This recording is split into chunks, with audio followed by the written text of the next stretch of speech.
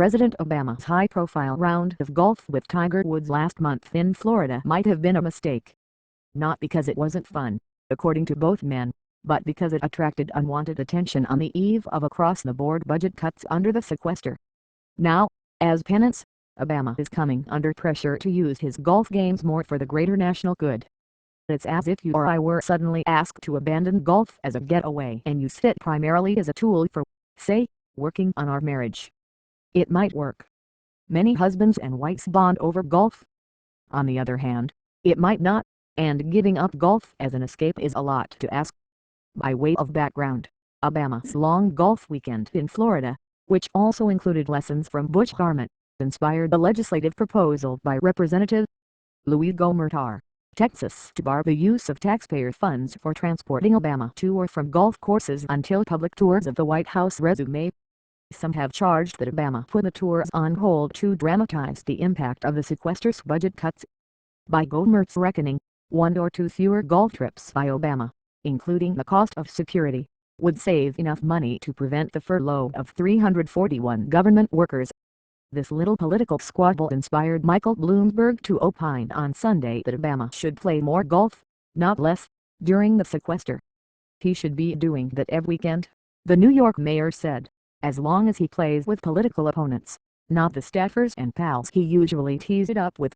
You always can work better with somebody that you have a chance to build a social relationship with, Bloomberg told CBS's Face the Nation. Whether Bloomberg practices what he preaches on the course is murky, because his rounds, many of them on weekends in Bermuda, are kept very private. Either path, not playing golf at all to save taxpayer money, or playing only with political opponents, would be a big change for Obama. Until now, he has used golf the way most presidents have, even glad-handing extroverts like Bill Clinton, as an escape from phones and cameras and pressure and the constant demands on their time. One of the reasons I always liked golf is because the rest of my life is going at breakneck speed and everything had to be done fast, and this is the place where I had to slow down, Clinton told Don Van Natta Jr. in First Off the Tee, the definitive book about presidents and golf. You literally can't think about anything else. If you do, you can't hit a shot.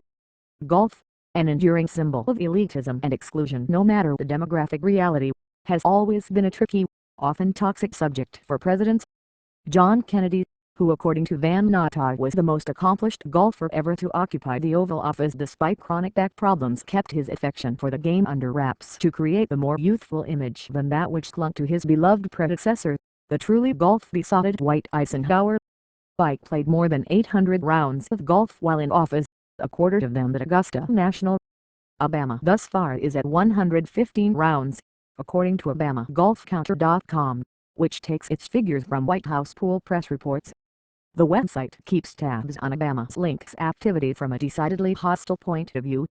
A typical commentary, from October 2011, making a break from conducting class warfare, President Obama yesterday loaded up his 12-car motorcade and went golfing for the 25th time this year. Such is the flack any president takes for pursuing golf while in office, and it doesn't matter which party, because golf is clearly a bipartisan sin. Clinton took heat for his loose self-enforcement of the rules. Both Bush presidents were ribbed for their golf habits, particularly the rabbit-like speed with which they dashed around the course.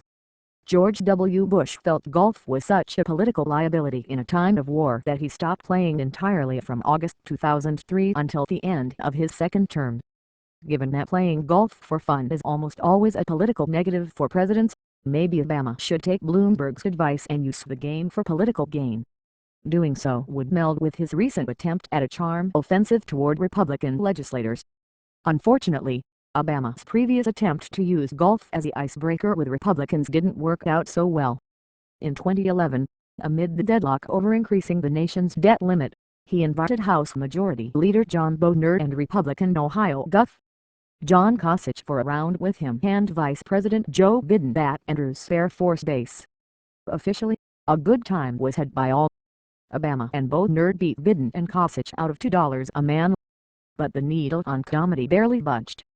As I've written before, the power of golf as a social and business broker tends to be exaggerated, as it is with politics. I would like to say that golf is the cure for our national dysfunction, but I just don't think it is, said Representative John Yarmouth D.K.Y., who is probably Congress's best golfer. His handicap is listed as plus 0.5.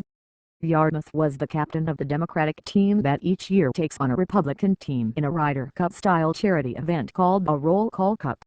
I think people misread what relationships are like to begin with. We all get along pretty well. I have many Republican friends. We talk basketball and sit down for lunch together, said the congressman. But in the final analysis, our political positions are driven by our constituencies. He added that 24/7 media scrutiny of politicians these days makes any kind of behind-the-scenes deal-making based on friendships, or golf, much more unlikely than in the past. We'd all probably be better off if our presidents just played golf for the reason most of us do, to relax and let off steam.